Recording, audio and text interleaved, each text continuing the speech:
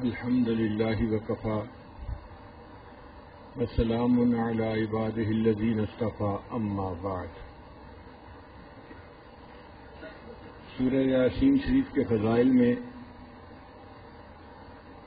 حدیث مبارکہ میں یہ بات آئی ہے کہ اگر کوئی بندہ اس سورت کو رات کے وقت تلاوت کرے تو اس حال میں صبح کے وقت اٹھے گا کہ گناہ اس کے معاف کر دیے جائیں گے، اور اگر کوئی بندہ اس کو دن کے شروع کے حصے میں پڑھے گا تو اس کے دن کے سارے کاموں میں اللہ تعالیٰ اس کی مدد فرمائیں گے۔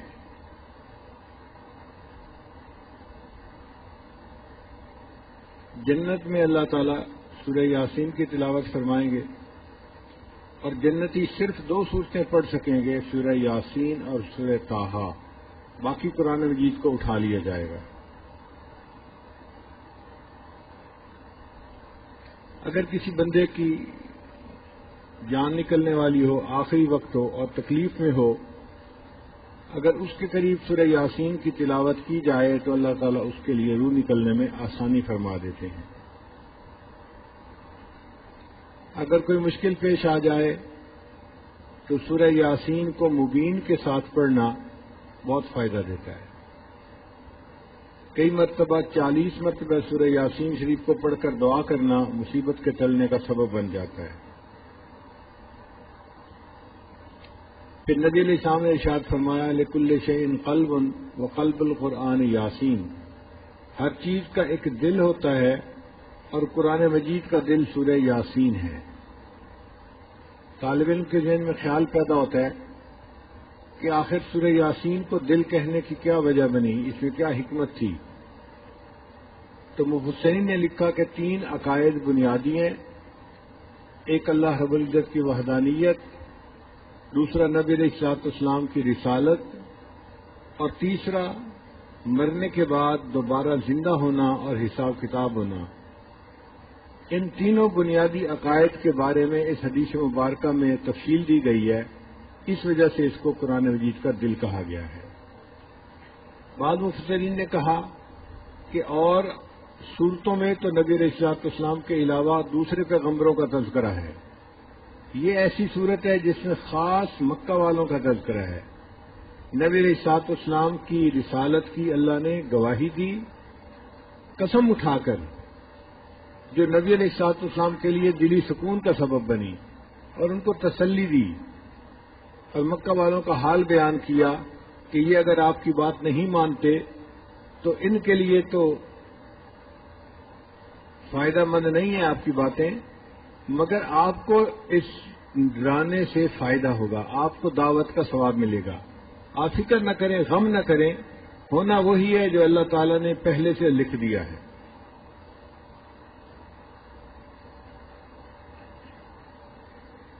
جو پہلا لفظ ہے یاسین، اس کو حروف مقطعات کہتے ہیں۔ قرآن مجید کی کچھ سورتوں کے شروع میں کچھ حروف آئے ہیں جو حروف مقطعات کہلاتے ہیں، ان کے معنی اللہ تعالیٰ ہی بہتر جانتے ہیں، یا اللہ کے پیارے حبیب صلی اللہ علیہ وسلم ہی بہتر جانتے ہیں، امت کو ان کے معنی کا علم نہیں دیا گیا۔ ہاں، خواص میں سے بعض کو اللہ نے علم دیا، جیسے امام ربانی حضرت مجد الثانی رحمۃ اللہ اپنی مکتوبات میں لکھتے ہیں کہ مجھے اللہ تعالیٰ نے حروف مقطعات کا علم عطا کیا، اور یہ بھی لکھتے ہیں کہ جن دنوں مجھے علم دیا گیا ان دنوں شہر کے اوپر فرشتوں کا اس طرح پہرا تھا کہ شیطان کو شہر میں داخل ہونے کی اجازت ہی نہیں تھی۔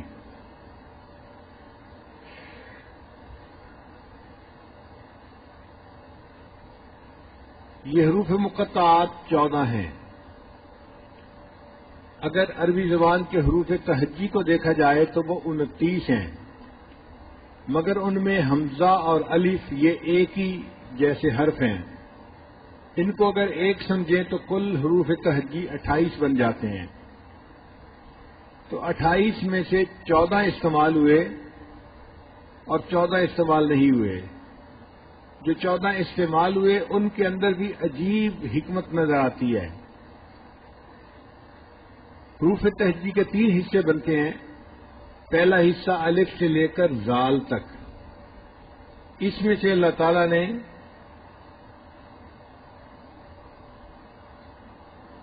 دو حروف کو چھوڑ دیا، دو حروف کو لے لیا، الف اور ہا، اور باقی 7 حروف کو چھوڑ دیا۔ 9 حروف تھے، 2 حروف مقطعات میں استعمال ہوئے اور باقی کو چھوڑ دیا۔ پھر تیسرا حصہ بنتا ہے فا سے لے کر یا تک، یہ بھی 9 حروف ہیں۔ ان میں اللہ تعالیٰ نے 2 حروف کو چھوڑ دیا اور 7 کو حروف مقطعات میں استعمال فرما لیا۔ یعنی یہ اتفاق نہیں نظر آتا، اس میں کوئی حکمت نظر آتی ہے کہ پہلے میں سے 2 لیے 7 چھوڑ دیے، دوسرے میں سے 7 لے لیے 2 چھوڑ دیے۔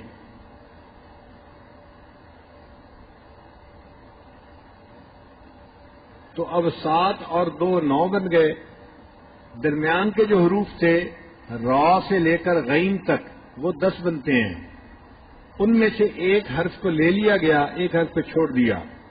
مثلا را کو لے لیا، زا کو چھوڑ دیا، سین کو لے لیا، شین کو چھوڑ دیا، صاد کو لے لیا، لود کو چھوڑ دیا، تو کو لے لیا، زو کو چھوڑ دیا، عین کو لے لیا اور غین کو چھوڑ دیا۔ تو 5 لے لیے، 5 چھوڑ دیے، تو 9 اور 5 یہ 14 حروف بن گئے۔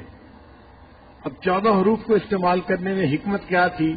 مفسرین نے لکھا کہ اللہ تعالیٰ نے فرمایا کہ میرے بندو، یہ وہی حروف ہیں جن سے ملے ہوئے الفاظ، بنے ہوئے الفاظ تم بولتے ہو اور تمہیں اپنی زبان دانی پہ بڑا ناز ہے۔ میں نے ان میں سے 14 حروف، آدھے حروف استعمال کر کے کلام بنایا ہے۔ اگر تم اس کے مقابل کا کلام بن سکتے ہو تو ایک سورت ہی بنا کر دکھا دو۔ پھر بعد میں فرمایا اچھا 10 آیتیں بنا کر دکھا دو۔ پھر آخر پر فرمایا ایک آیت ہی بنا کر دکھا دو۔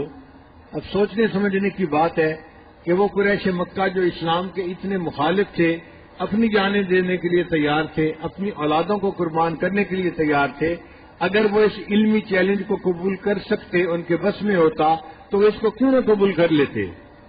میرے خیال میں سینکڑوں ان کے جو علماء تھے یا ان کے پڑھے لکھے لوگ تھے وہ مل بیٹھتے اور کوئی نہ کوئی ایک آیت، ایک سورت بنا کے دکھا دیتے، مگر وہ اس آیت کو قبول نہ کر سکے، ان کی زبانیں بند ہو گئیں۔ قرآن مجید نے ان کو لاجواب کر دیا، پتہ چل گیا کہ یہ مخلوق کا کلام نہیں، یہ اللہ رب العزت کا کلام ہے۔ تو اللہ نے فرمایا کہ 14 حروف کو استعمال کر کے میں نے اپنا کلام بنایا ہے اور باقی 14 تمہارے لیے چھوڑ دیے ہیں تاکہ ان حروف کو استعمال کر کے تم بھی ایک بنا کر ذرا مقابلے میں لے آؤ۔ نہ خنجر اٹھے گا نہ تلوار ان سے، یہ بازو میرے آزمائے ہوئے ہیں۔ تو رب کریم نے فرمایا کہ بندو تمہارے بس میں ہی نہیں ہے ایسا کلام بنانا۔ اگر ساری دنیا کے انسان اور جن بھی مل جائیں ایسی کلام بنانے کے لیے تو لا یاتو مثل ہی، وہ اس کا کوئی مثل لا نہیں سکتے۔ ولو کان بعضهم لبعض ظہیرا، ایک دوسرے کی مدد بھی کرتے پھریں تو وہ ایسا کام نہیں کر کے دکھا سکتے۔ تو قرآن مجید کا یہ چیلنج آج سے 1400 سال پہلے دیا گیا، اور 1400 سال کے عرصے میں کوئی ایک بچہ بھی ماں نے ایسا نہیں جنا جو کہے کہ جی میں ایسی ایک صورت بنا کے دکھا دیتا ہوں۔ ایک بندہ تھا، اس نے درمیان میں کوشش کی اور اس نے ایک صورت بنانے کی کوشش کی، الفیل و ملفیل و ما ادراک ملفیل، مگر وہ بھی بے معنی سی بات تھی۔ سننے والوں نے اس کو پڑھ کے کہا کہ نہیں، یہ تو اس کے مقابلے کا کوئی کلام ہو ہی نہیں سکتا۔ ایک نے ان نے کہا کہ اچھا انا اعطینا کل کوثر جو ہے یہ ایک چھوٹی صورت ہے، میں اس کے 3 کلمات کے ساتھ چوتھا ایڈ کر دیتا ہوں، انا اعطینا کل کوثر فصلی لربک وانحر ان شانئک هو الابتر۔ اب وہ سوچتا رہا کہ چوتھا فکرہ کون سا ایڈ کروں۔ کئی دن کی محنت کے بعد آخر پر اس کو یہ فکر سمجھ آیا، ما ھذا قول البشر، یہ کسی بشر کا قول نہیں۔ تو دیکھیے اللہ رب العزت کے کلام نے کس طرح پورے جہان کی زبانوں کو بند کر کے رکھ دیا۔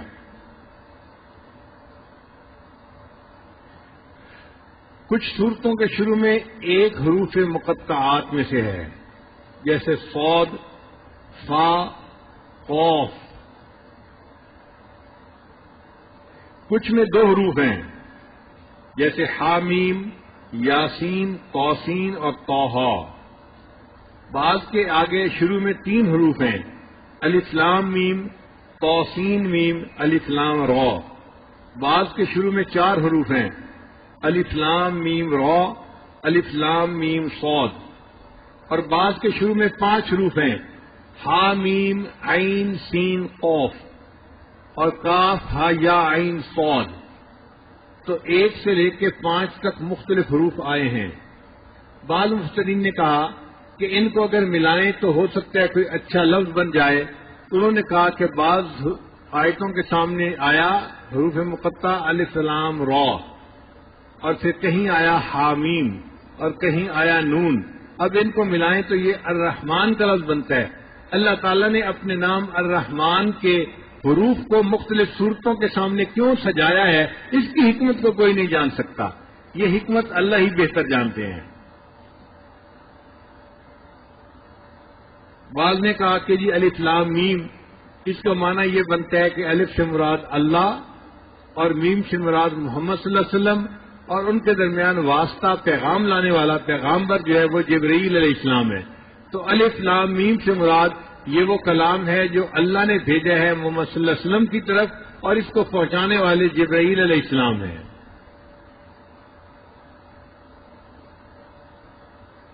مگر زیادہ مفسرین نے یہ لکھا ہے کہ یہ بندے اور اللہ کے درمیان راز ہیں، یعنی نبی علیہ السلام اور اللہ کے درمیان راز ہیں۔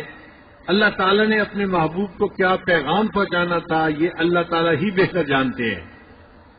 ہم اپنے ماحول میں بھی دیکھتے ہیں کہ جن کے درمیان محبت کا تعلق ہوتا ہے وہ ایک دوسرے کو اشارے سے باتیں کر جاتے ہیں، دوسروں کو پتہ ہی نہیں چلتا۔ میانے عاشق و معشوق رمزیش کرامن کاتبین ہم خبر نیز۔ عاشق اور معشوق کے درمیان ایسے راز ہوتے ہیں کہ وہ ایک دوسرے کو پاس آن کر جاتے ہیں، اور کرامن کاتبین کو پتہ ہی نہیں چلتا کہ ہوا کیا ہے۔ اور اس کی دلیل عربی کے ایک شعر میں دی ہے کہ ایک محب نے اپنے محبوب سے کہا کہ فی رک جاؤ، تو جب اس نے کسی کہا تو آگے سے اس نے جواب دیا کہ یہ لفظ اگر پورا بولو گے تو لوگوں کو پتہ چل جائے گا تم کیا کہنا چاہتے ہو۔ فقالت لی قاف، اس نے جواب دیا کہ مجھے صرف قاف کا حرف ہی بول دینا، میں قاف کے حرف سے سمجھ لوں گی کہ تم مجھے چاہتے ہو کہ میں رک جاؤں۔ فقلت لہا کفی فقالت لی قاف۔ اچھا، بعض مرتبہ کچھ چیزوں کو یاد کرنا مشکل ہوتا ہے، جیسے حروف ہوں ان کو یاد کرنا مشکل ہوتا ہے، مگر جن لوگوں نے تجوید پڑھی ہے، جمال القرآن کتاب پڑھی ہے، تو قراء حضرات نے حروف کو ملا کر کچھ الفاظ بنا دیے، ان الفاظ کو یاد کرنے سے وہ حروف یاد رہ جاتے ہیں۔ جیسے حروف قلقلہ، اگر کوئی پوچھے جی کہ کون سے ہیں تو وہ بنتے ہیں قطب جدن، تو قاف طا با جیم دال، اب آسانی ہو گئی اس کو بتانے میں۔ بہت بچپن کی بات ہے، شروع میں ہمارے ایک عالم ہوتے تھے حکیم یاسین صاحب، وہ جب مجھے بات کرتے تھے تو سیاستہ کی کتابوں کے حدیث بتاتے تھے۔ میرے دل میں بڑا شوق آتا تھا کہ مجھے سیاستہ کی کتابوں کا نام یاد ہو جائے۔ ایک مرتبہ میں نے کہا حضرت آپ نام لیتے ہیں یہ فلاں کتاب فلاں کتاب، تو مجھے تو ان کے نام یاد ہی نہیں ہوتے، اس وقت میری عمر بہت چھوٹی تھی۔ تو وہ کہنے لگے کہ اچھا میں تمہیں ایک لفظ بتا دیتا ہوں، تم وہ نام یاد کر لو، تمہیں سب کتابوں کے نام یاد ہو جائیں گے۔ میں نے کہا کون سا لفظ؟ کہنے لگا بات مان، یہ یاد کر لو۔ جہاں سیاستہ کے الفاظ، جہاں سیاستہ کی کتابوں کے نام تمہیں یاد کرنے ہو تو اس لفظ کو یاد کر لو، بات مان۔ تو بات مان کے ہر حرف سے ایک کتاب بنتی ہے، با سے بخاری، الف سے ابو داؤد، تا سے ترمذی، میم سے مسلم شریف، الف سے ابن ماجہ اور نون سے نسائی۔ تو بات مان کے لفظ سے سیاستہ کی کتابوں کے نام یاد کرنے آسان ہو گئے۔ اب اگر کوئی بندہ یہ کہے کہ جی مجھے حروف مقطعات یاد کرنے ہیں تو ویسے یاد کرنے بہت مشکل ہیں۔ بعض مفسرین نے اس کا مجموعہ بھی لکھا ہے، وہ فرماتے ہیں اس کا مجموعہ یہ بنتا ہے نص حکیم قاطع لہو سر، یہ نص ہے، حکمت بھری کتاب ہے اور دوسروں کو لاجواب کرنے والی کتاب ہے، اور اس کے اندر بہت راز ہیں. تو نصٌ حکیم قاطع لہ سر، اس کو یاد کر لیا جائے تو تمام حروف مقطعات کا مجموعہ بندے کو یاد آ جاتا ہے.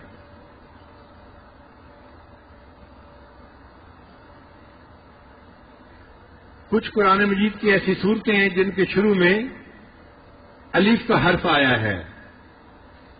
ایسی صورتوں میں قرآن مجید کا ضرور تذکرہ ہوا، جیسے الف لام میم ذالک الکتاب لا ریب فیہ، الف لام را تلک آیات الکتاب المبین. تو جہاں الف کا حرف آیا اس صورت میں قرآن مجید کا ضرور تذکرہ آیا ہے، اور جہاں پر طا کا حرف آیا ہے اس صورت میں حضرت موسیٰ علیہ السلام کا واقعہ بیان ہوا ہے، اور بعض جگہوں پر حضرت موسیٰ علیہ السلام کا جو عصا بن گیا اژدہا وہ واقعہ بھی سامنے آیا ہے. اور اگر آپ طا کے حرف کو دیکھیں تو لکھنے میں ایسے ہے جیسے کوئی اژدہا ہوتا ہے. اژدہا اسی طرح ہوتا ہے نا، زمین کے اوپر گولائی میں بیٹھا ہوتا ہے اور اوپر اٹھا ہوا ہوتا ہے. تو طا کے حرف کی طرح اس کی شکل بنتی ہے. تو جہاں طا کا حرف آیا اس صورت کے اندر اژدہا کا واقعہ ضرور بیان کیا گیا ہے. بعض صورتوں کے شروع میں نون کا حرف استعمال ہوا ہے. جہاں نون کا حرف استعمال ہوا ہے وہاں قلم کا تذکرہ آیا ہے، نون والقلم وما یسطرون. مفسرین فرماتے ہیں کہ اگر نون کے حرف کو دیکھیں تو یہ دوات کی معنی نظر آتا ہے.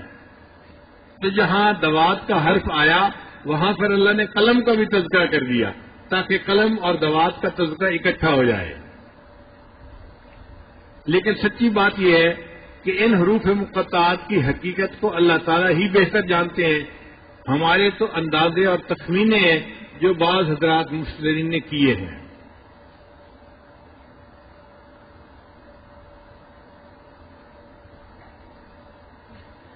اب ایک سوال پیدا ہوتا ہے کہ یاسین نام رکھنا کیسا ہے؟ تو امام مالک رحمۃ اللہ علیہ یاسین نام رکھنے سے منع فرماتے تھے. وہ کہتے تھے کہ اس بات کا بھی احتمال ہے کہ یہ اللہ تعالیٰ کے اسماء الحسنہ میں سے کوئی نام ہو جس کی حقیقت کا ہمیں پتہ نہیں، لہذا بندے کو یہ نام نہیں رکھنا چاہیے. پھر باقی علماء نے کہا کہ اگر یاسین نام رکھے لیکن اس کو اس طرح نہ لکھے جس طرح سورہ یاسین کے شروع میں لکھا ہوا ہوتا ہے، بلکہ یا کے ساتھ الف کا حرف بڑھا دے تو الیاسین کے اس وزن پر پھر یاسین کا نام رکھنا جائز ہو جائے گا. تو جن حضرات کا نام یاسین ہے وہ الف سے اپنا نام یاسین لکھا کریں.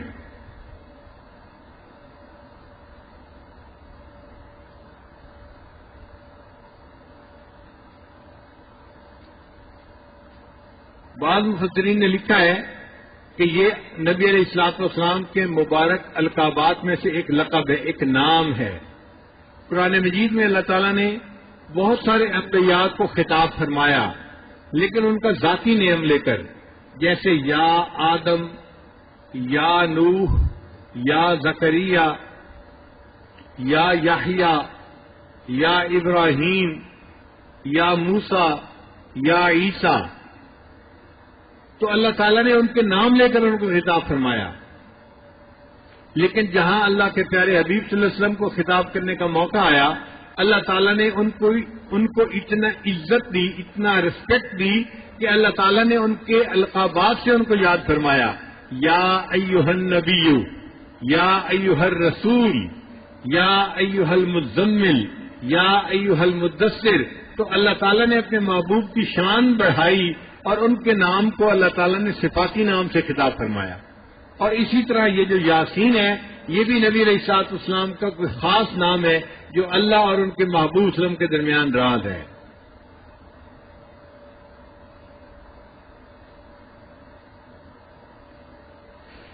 پھر اس میں اللہ رب العزت نے قسم کھائی ہے والقرآن الحکیم، قسم ہے اس پکے قرآن کی.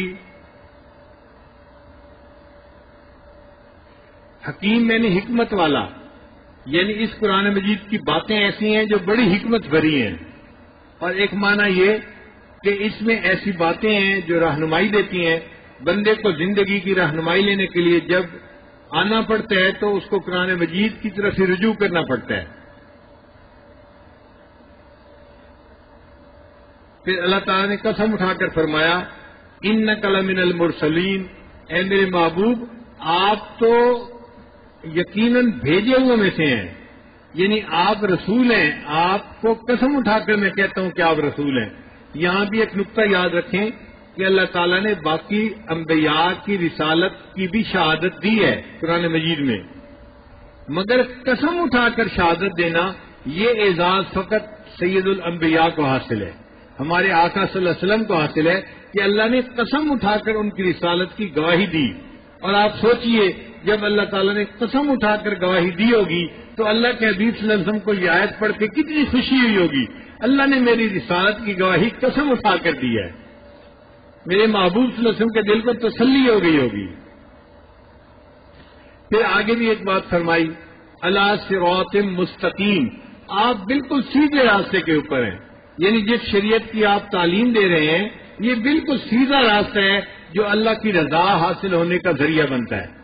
ہم نماز کے شروع میں سورہ فاتحہ پڑھتے ہیں اور اہدنا الصراط المستقیم کی دعائیں مانگتے ہیں، وہاں بھی بتایا گیا کہ وہ انعام یافتہ بندوں کا راستہ ہے، اور یہاں پر بہت وضاحت کے ساتھ کہا گیا کہ جو شخص نبی علیہ السلام کی سنت کی اتباع کرے گا، ان کی تعلیمات کے مطابق زندگی گزارے گا، علی صراط مستقیم، وہ بندہ صراط مستقیم پر زندگی گزارنے والا بن جائے گا۔ تنزیل العزیز الرحیم، یہ اتارا ہے زبردست رحم والے نے، لتنذر قوما ما انذر آباؤہم فہم غافلون، اس کا مقصد اتارنے کا یہ ہے کہ تو ڈرائے ایک ایسی قوم کو کہ ڈر نہیں سنا ان کے باپ دادوں نے سو ان کو کچھ خبر نہیں، یعنی جو قریش مکہ نبی علیہ السلام کے زمانے میں تھے ان کے باپ دادا نے بھی کسی نبی کے پیغام کو نہیں سنا تھا، درمیان میں بہت سارا وقفہ آ گیا تھا حضرت عیسیٰ علیہ السلام اور نبی علیہ السلام کے تشریف آوری میں، تو ان کے جو باپ دادا تھے وہ پیدا ہوئے اور مر گئے اور ان کو باقاعدہ کسی رسول کی واضح و نصیحت سننے کا موقع نہیں ملا تھا۔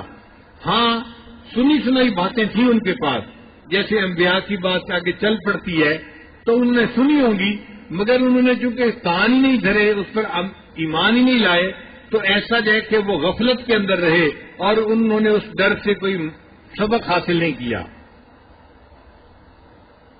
لقد حق القول علی اکثرہم، ثابت ہو چکی ہے بات ان میں سے بہتوں پر، وہم لا یؤمنون، کہ وہ نہیں ایمان لائیں گے، یعنی یہ ایسے لوگ ہیں کہ یہ لوگ ایمان نہیں لائیں گے۔ میرے محبوب صلی اللہ علیہ وسلم آپ اس پر غمزدہ نہ ہوں، آپ رنجیدہ نہ ہوں، افسوس نہ کریں کہ آپ کی بات نہیں سنتے، ایمان نہیں لاتے، مخالف بن گئے ہیں، دشمن بن گئے ہیں، لکھا ہوا ہے پہلے سے کہ انہوں نے آپ کی بات کو ماننا نہیں ہے، اور نہ ماننے کی وجہ کیا ہے؟ انا جعلنا فی اعناقہم اغلالا، ہم نے ان کے گردن کے اندر توق ڈال دیے ہیں۔ پہلے زمانے میں جب کسی بندے کو سزا دینی ہوتی تھی نا تو لوہے کا ایک بنا ہوا توق اس کے گلے میں ڈال دیتے تھے، جس سے اس کا سر اونچا ہو جاتا تھا اور وہ نیچے دیکھ نہیں سکتا تھا، کیونکہ نیچے دیکھ نہیں سکتا تھا لہذا چلنے پھرنے سے قاصر ہوتا تھا۔ تو اللہ تعالیٰ نے یہ تشریح دی کہ جیسے توق گلے میں ڈال دیا جاتا ہے، ہم نے ان کے گلے میں توق ڈال دیے ہیں رسوم کے اور ان کے حب مال کے، حب جاہ کے اور باپ دادا کے طریقوں کے، وہ توق ایسے ان کے گلوں میں پڑے ہوئے ہیں یہ اب کسی راستے کو دیکھنے کے قابل ہی نہیں، لہذا یہ آپ کی بتائی ہوئی نصیحت کو بالکل قبول نہیں کریں گے۔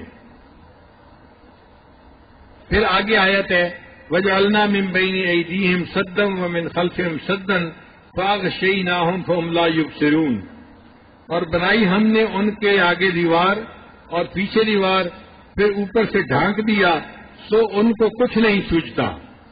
یہ آیت تو کفار کے لیے اللہ نے بیان فرمائی، مگر آیات کے اپنے اپنے اثرات ہوتے ہیں۔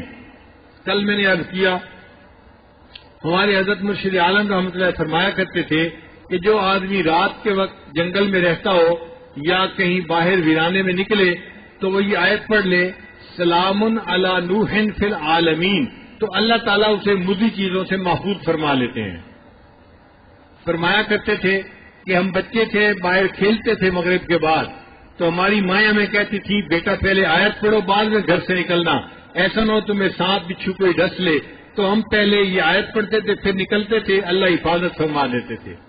تو مختلف آیات کے اپنے اپنے اثرات ہوتے ہیں۔ یہ جو آیت ہے اس کا ایسا عجیب اثر ہے کہ بندہ کسی موذی سے بچنے کے لیے اگر اس کو پڑھ دے تو اللہ تعالیٰ اس کی حفاظت فرما دیتے ہیں. وَجَعَلْنَا مِن بَيْنِ أَيْدِيهِمْ سَدًّا وَمِنْ خَلْفِهِمْ سَدًّا فَأَغْشَيْنَاهُمْ فَهُمْ لَا يُبْصِرُونَ. یہ آیت سب حضرات یاد کر لیں اور ضرورت کے وقت اس کو پڑھ سکتے ہیں.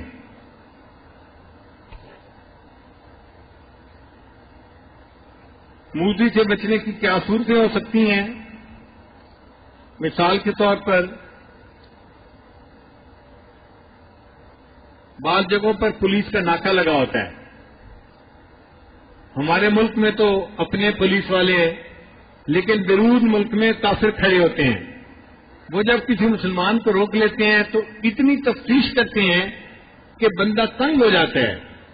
تو ان سے بچنے کے لیے، ان ظالموں سے بچنے کے لیے اس آیت کو پہلے پڑھ کے ان کی طرف پھونک دیں. آپ دیکھیں گے کہ جب آپ ناکے پر پہنچیں گے وہ آپ کا کارڈ وغیرہ اگر دیکھیں گے صحیح تو ان کو سمجھ ہی نہیں لگے گی کہ کرنا کیا ہے اور آپ کو جانے کا اشارہ کر دیں گے. اسی طرح ایک بچی ہے جس کی شادی ہو گئی مگر اس کی ساس نے اس کو تنگ کر دیا ہوا ہے، چھوٹی چھوٹی بات پہ تنقید کرتی ہے، جینا حرام کر دیا ہے. اب یہ بچی جب صبح اٹھے تو اس کو پڑھ کے اپنی ساس پہ پھونک دے. آپ دیکھیں گے کہ سارا دن ساس رہے گی، اس کو اس بچی کی غلطیاں نظر ہی نہیں آئیں گی. اس کی اللہ تعالیٰ حفاظت فرمائیں گے، اس کے ایذا سے بچا لیں گے. اسی طرح کوئی بندہ دفتر میں کام کرتا ہے اور اس کا افسر ظالم ہے اور وہ اس کی چھوٹی چھوٹی باتوں کو بتنگڑ بناتا ہے. اگر یہ دفتر جائے اور وہاں پڑھ کے اس آیت کو پھونک دے اس افسر کے اوپر تو اللہ تعالیٰ اس کے شر سے اس بندے کی حفاظت فرمائیں گے.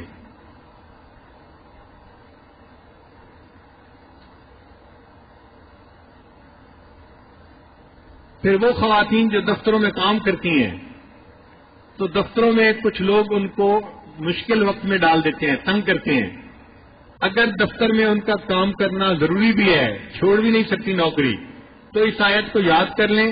جیسے ہی دفتر میں جائیں اس کو پڑھ کے پھونک دیں، اللہ تعالیٰ جتنے وہاں مرد ہیں ان کے شر سے ان کی حفاظت فرما دیں گے. یا وہ بچیاں جو اسکول کالج جاتی ہیں اور راستے میں اوباش قسم کے نوجوان ان کو تنگ کرتے ہیں تو وہ اس آیت کو پڑھ کے اگر پھونک دیں گی تو اللہ تعالیٰ شریروں کے شر سے اور موذی کے ایذا سے ان کی حفاظت فرمائیں گے.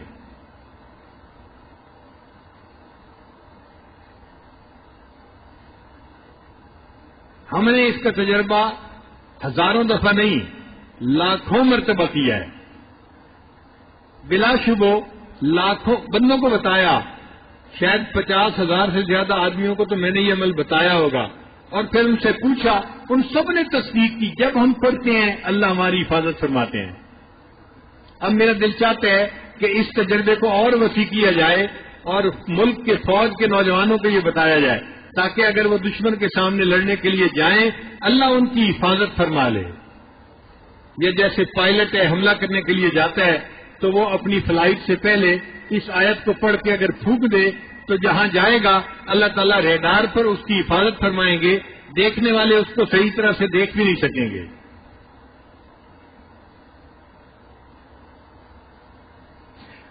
آگے فرمایا وَسَوَاءٌ عَلَيْهِمْ، اور برابر ہے ان کو، اَأَنذَرْتَهُمْ، آپ ڈرائیں، أَمْ لَمْ تُنذِرْهُمْ، یا نہ ڈرائیں، لَا يُؤْمِنُونَ، یہ نہیں ایمان لائیں گے.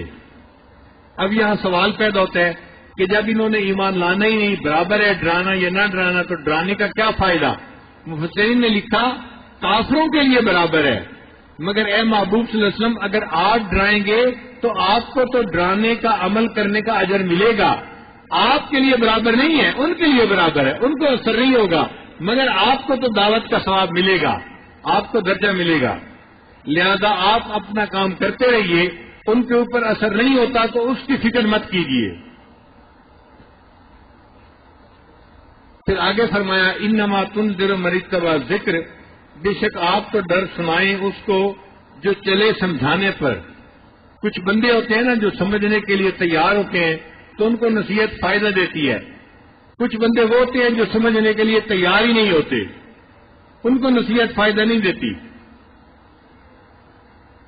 جو سمجھنا ہی نہیں چاہتا تو اس کو نصیحت کیا فائدہ دے گی؟ تو پہلی بات یہ کہ بندے کے دل میں نصیحت کو سمجھنے کی طلب ہو پھر اس کو نصیحت سے فائدہ ہوتا ہے، اور اگر دل میں طلب ہی نہ ہو تو اس بندے کو اس سے فائدہ نہیں ہوتا۔ وہ خشی الرحمن بالغیب، اور وہ رحمان سے ڈرے بن دیکھے۔ یہ جو خشیت ہے نا، دل میں اللہ کا ڈر، یہ بھی نصیحت سے فائدہ اٹھانے کا سبب بن جاتا ہے۔ ایک ہوتا ہے خوف اور ایک ہوتی ہے خشیت۔ اس کا فرق یوں سمجھیں کہ ایک چھوٹا بچہ ہے اور اس کو اپنے ابو کا ڈر ہے، اس نے برتن توڑا، امی نے کہا تھا کہ تیرے ابو آئیں گے تو میں بتاؤں گی، تو شرارتیں کرتا ہے، تو نے اس کو توڑ دیا، میں بتاؤں گی۔ اب بچے کے دل میں ایک خوف ہے، وہ خوف کس کا ہے؟ مار کا۔ اس کو پتا ہے کہ ابو آئیں گے اور دیکھیں گے کہ میں نے ایک چیز کو بلا وجہ توڑا شرارت سے، تو وہ میرے ایک تھپڑ لگا دیں گے۔ تو یہ جو بچے کے دل کی کیفیت ہے، اس کو خوف کہیں گے۔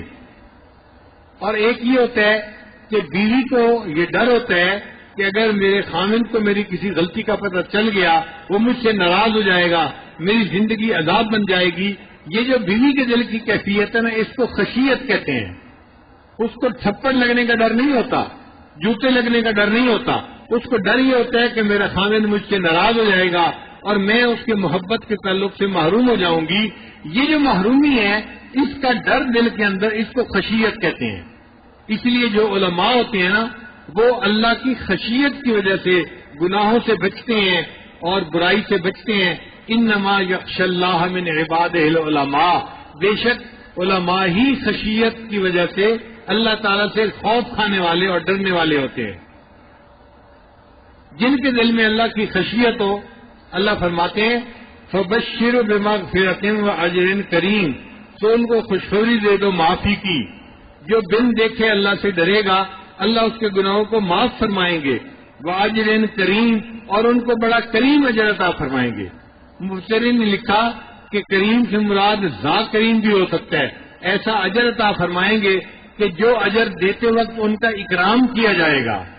دیکھیں، ایک بچے کو انعام استاد اپنے ہاتھ سے ویسے ہی پکڑا سکتا ہے، ایسا بھی ہوتا ہے، اور کئی مرتبہ اس بچے کو انعام دینے کے لیے ایک تقریب کی جاتی ہے، سارے والدین کو بلایا جاتا ہے اور ان والدین کے درمیان اس بچے کو بلا کر پھر انعام دیا جاتا ہے۔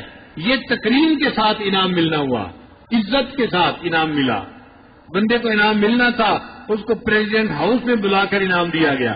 تو اجر کریم سے مراد یہ کہ اللہ اپنے ان بندوں کو اجر عطا فرمائیں گے، اور اجر بھی ایسا عطا کریں گے کہ دیتے ہوئے ان کا اکرام کیا جائے گا، ان کو اللہ عزتیں بھی عطا فرمائیں گے، یہ اجر کریم بن جائے گا ان کے لیے۔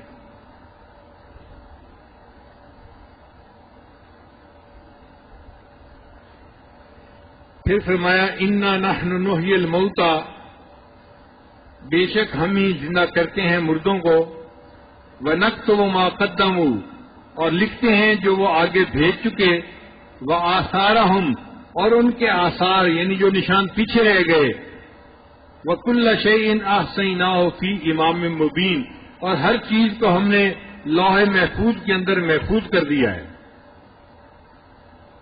ایک ہوتا ہے انسان کا عمل جو وہ کرتا ہے تو آگے بھیج دیا جاتا ہے، ایک ہوتے ہیں اس کے آثار، وہ بعد تک رہتے ہیں۔ مثال کے طور پر ایک آدمی نے کتاب لکھی، اس کا اجر اس کو مل گیا، آگے بھیج دیا گیا، اور ایک یہ ہے کہ وہ کتاب اس کے مرنے کے بعد بھی رہتی ہے سینکڑوں سال۔ دیکھو بخاری شریف کب لکھی گئی تھی، آج اس کو تقریباً 1000 سال ہو گئے اور آج بھی پڑھی جاتی ہے، تو پڑھنے والے لکھنے والے کو اجر تو ملے گا نا۔ تو یہ جو کتاب بعد میں بھی رہی، بندہ چلا گیا، اس کو آثار کہتے ہیں، یہ اس کی نشانیاں جو پیچھے ہیں۔ تو اللہ تعالیٰ عملوں کو بھی لکھتے ہیں اور بندے کے عملوں کے آثار کو بھی لکھتے ہیں، ہر چیز لکھی جاتی ہے۔ اللہ فرماتے ہیں یہ ہر چیز ہم نے لوح محفوظ کے اندر محفوظ کر دی ہے۔ پھر اس کے بعد اللہ تعالیٰ ایک بستی والوں کی مثال بیان فرماتے ہیں۔ یہ قرآن مجید کی خوبی ہے کہ قرآن مجید جب کوئی مثال بیان کرتا ہے تو بندوں کے نام نہیں لیتا، ان کا وقت نہیں بتاتا، ان کی جگہ نہیں بتاتا۔ یہ تفصیلات غیر ضروری ہیں قرآن مجید کے لیے۔ قرآن مجید سے تو نصیحت کی بات کرنی ہے، لہذا ٹو دی پوائنٹ بات کر کے اس سے نصیحت کی بات لے لی جاتی ہے۔ اب یہ کون سی بستی تھی اس کا کسی کو پتہ نہیں ہے. مفسرین نے لکھا ہے کہ شاید یہ انطاکیہ بستی تھی.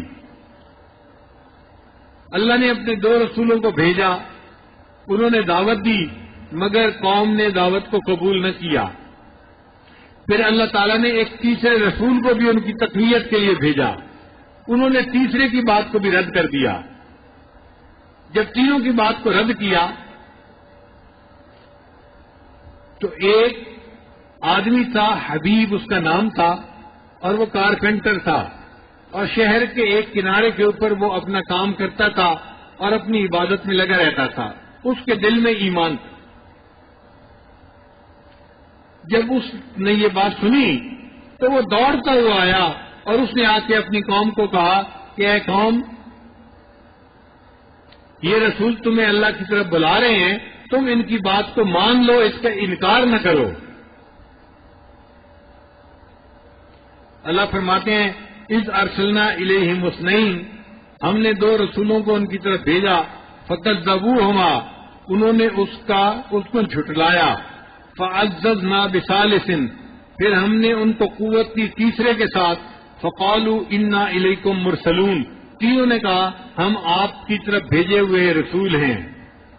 قالوا، قوم نے آگے جواب دیا، ما انتم الا بشر مثلنا، تم ہماری طرف کے انسانی ہو، وما انزل الرحمن من شیء، اور رحمان نے کچھ نہیں اتارا، ان انتم الا تکذبون، تم جو کچھ کہہ رہے ہو یہ سب جھوٹ کا پلندہ ہے. تو قوم نے ان انبیاء کی بات ماننے سے انکار کر دیا. انبیاء نے جواب دیا، قالوا ربنا یعلم، ہمارا رب جانتا ہے، انا الیکم لمرسلون، ہم بے شک تمہاری طرف بھیجے ہوئے ہیں، وما علینا الا البلاغ المبین، اور ہمارے ذمے تو تم تک بات کو پہنچانا ہے. ہم تھانے دار متعین نہیں ہیں کہ لٹ لے کے پیچھے پڑ جائیں اور تمہیں کلمہ پڑھا کے ہٹیں. ہم نے تو پیغام پہنچانا تھا، پہنچا دیا، اب ہم کامیاب ہیں. مانو گے تو تم بھی کامیاب ہو جاؤ گے، اگر نہ مانو گے تو تم بہت زیادہ عذاب کے اندر آ جاؤ گے. اللہ کی شان کے جب انبیاء نے دعوت دی اور بستی کے لوگوں نے نہیں مانا تو ان کے اوپر قحط آ گیا. اب وہ لوگ سمجھنے لگے کہ شاید ان لوگوں کے آنے کی وجہ سے ہمارے اوپر مصیبت آ گئی ہے. کہنے لگے انا تطیرنا بکم لئن لم تنتہوا لنرجمنکم ولیمسنکم منا عذاب علیم. یہ جو نحوست ہے نا، یہ ساری تمہاری وجہ سے ہے. اگر تم نہیں یہاں سے جاؤ گے تو ہم تمہیں پتھر مار کے ہلاک کر دیں گے، یہ تمہیں سخت اور تکلیف پہنچائیں گے. انبیاء نے آگے سے جواب دیا، قالوا طائرکم معکم، یہ تمہارے جو نامبارکی ہے، نحوست ہے، وہ تمہاری اپنی وجہ سے ہے. اگر تم بات مان لیتے تو برکتیں آ جاتی، تم نے ہاتھ کو نہیں مانا، دعوت کو نہیں مانا تو بے برکتی ہے تمہاری، یہ تمہاری وجہ سے ہے. بل انتم قوم مسرفون، تم لوگ ہو حد سے آگے بڑھنے والے. وجاء من اقصى المدینة رجل یسعى، پھر آیا شہر کے دوسرے سرے سے ایک مرد دوڑتا ہوا. اب یہ کون مرد تھا قرآن مجید نے تفصیل نہیں بتائی. مفسرین نے لکھا کہ یہ حجبیب نجار تھا جو دوڑتا ہوا آیا. یہ جو اقصیٰ کا لفظ ہے یہ بتا رہا ہے کہ کئی مرتبہ دائی کے قریب کے لوگ فائدہ نہیں اٹھا پاتے اپنی ہٹ دھرمی کی وجہ سے، اور دور کے لوگ دور ہونے کے باوجود فائدہ اٹھا لیتے ہیں. اس کی مثال ایسے ہے کہ بلال حبشہ سے آیا، ایمان لے آیا، صہیب روم سے آئے، ایمان لے آئے، اور ابو جہل مکہ میں تھا، وہ ایمان نہ لایا. دیکھیے کتنی عجیب بات ہے.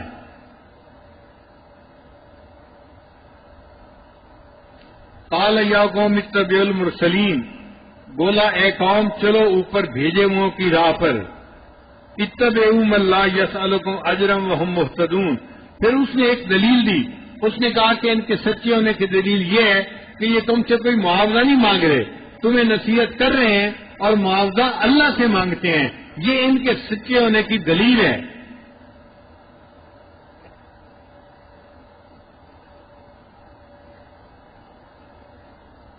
آج کا سبق ہم یہیں تک پڑھیں گے انشاءاللہ، پھر آگے نیا پارہ شروع ہوگا تو ہم وَمَا لَا أَعْبُدُ الَّذِي فَطَرَنِي وَإِلَيْهِ تُرْجَعُونَ، وہاں سے انشاءاللہ آگے کل شروع کریں گے. وآخر دعوانا ان الحمد للہ رب